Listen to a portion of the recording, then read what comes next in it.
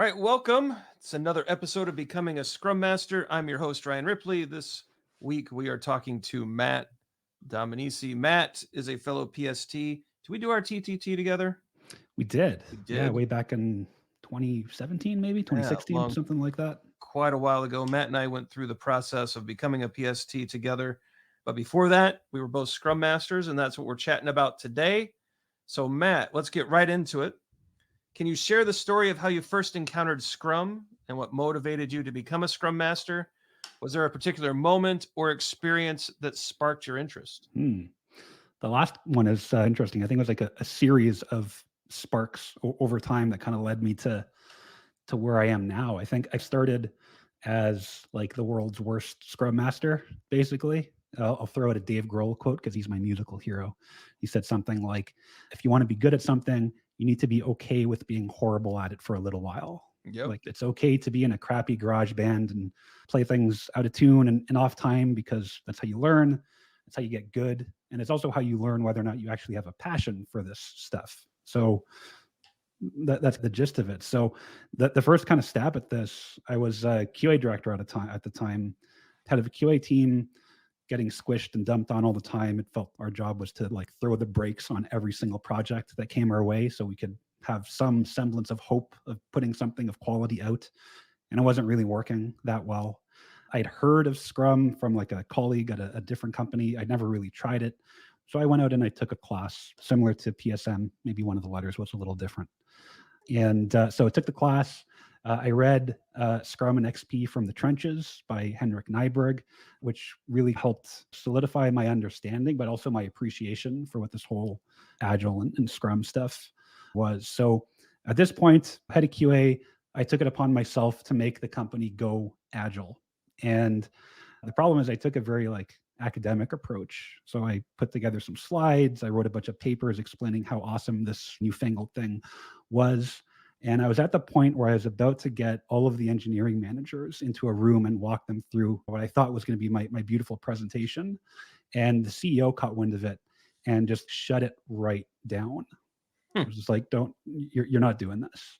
And I was super upset, but he was a smart guy. He was right. Like he knew I was about to go and get myself killed. I was going to go and tell everyone they were doing everything wrong and we had to stop everything and we had to start doing everything differently right off the bat and blah, blah, blah, blah, blah. He was right about that. In the long run, though, that company failed just as I did. Interesting story. They dwindled and eventually a competitor sued them. They got acquired for paper. It was this whole thing. But the lesson in that for me was one, this is hard. And two, change management is a thing, right? You can't just throw a bunch of stuff at people and tell them to do things differently. So that was my, doing Scrum in the worst possible way or trying to force Scrum in the worst possible way. So then why come back to it if it didn't go well? What was the hook? So the hook for me was in part the book. So the XP and Scrum from the Trenches or whatever it was called, that really sunk its teeth into me. And I was like, the approach wasn't right, but I was still a believer in this is probably a better way to do things rather than either total chaos or waterfall or whatever. And so I made a note of that. I took my lumps and I kept my eyes open for Scrum Master job postings. And I was like, I'm going to just become a Scrum Master. So I left the management role behind, realized I had a passion for this Scrum thing. So I was like, I probably need to leave this behind and go deep into that. So left management, became a Scrum Master at a different company. And now this company was already at the point where they stated that they wanted to go Scrum in particular. And so that was a nice place to land. We formed like a really small group of Scrum Masters. I was the first, I think, outside hire as a Scrum Master, but everyone else was like internal. We had one person that was a developer. We had one person that was from QA. We actually had a salesperson that joined the Scrum Master team, which was an interesting and different topic, but worked out pretty nicely. And we worked together as a group. And the second spark for me was we got together and did a book club on Succeeding with Agile by Mike Cohn, which I think is maybe a little bit dated now in some of the specifics, but it still mostly holds up, similar to the Nyberg book. And so we did a book club on that, and we just started doing some of the things that we were learning about together. And over time, we started to develop this reputation within the company as kind of a group that could get things done and not just complain about stuff. Mm. And so that was a nice place to be. And as that reputation grew, I decided to spend some of my trust capital, I guess you could say. There was like this really large impediment in this company around releasing. And this was a SaaS company, so like releasing is important. It was infrequent, took a lot of time, was like really expensive just to get a release out the door. And so I spent the time to make the case that we actually needed to spend some time and money on fixing this. So I was still a Scrum Master for a team, but I started doing some digging and I started going to all the other teams and talking to people. I actually became the release manager to embed myself in this stuff. And so I sat with every person involved in a release from top to bottom, developers, QA people, the ops people, everyone in the company that had something to do with a release. And I just wrote everything down, wrote what everyone was doing to get a release out the door. And I calculated the cost of a release and how much time it took. And it was a crazy amount. It was like hundreds of thousands of dollars, and like not even including the cost of the actual development work that was going into this stuff. So now I had stories from people and I had a bunch of data, and I took that to the leadership group and basically got some buy-in to spin up what we called a dev tools team. That's probably the wrong word for that kind of a team, but like a team that was focused on solving this problem. And so I became the product owner of this team. So I'm still a Scrum Master. Scrum Master was still my job title, even Scrum Master for a different team, and became the product owner of this sort of dev tools team at the same time. And we had a pretty clear goal and mandate was to help teams to ship faster, safer, cheaper, more frequently, all that kind of good stuff. And over the course of a year or two, we chipped away at it. I did a lot of what I didn't really realize at the time, but was product management type work. I was doing user research. I was like talking to the developers.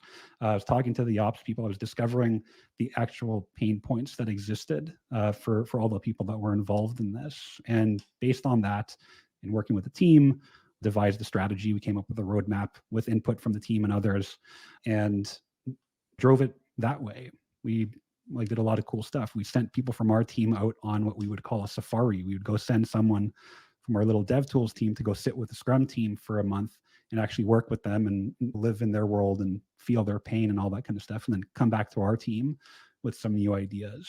And so this went on and on for, probably a couple of years.